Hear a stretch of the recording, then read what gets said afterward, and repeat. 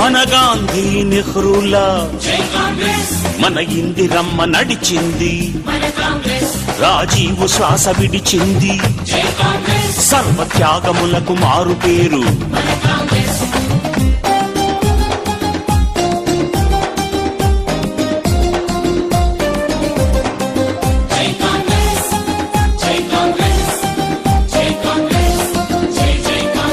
మనకు మహామహులనిచ్చింది, మన దేశమంత మెచ్చింది, ప్రాజెక్టులన్నీ కట్టింది, పల్లె రూపురేఖ మార్చింది.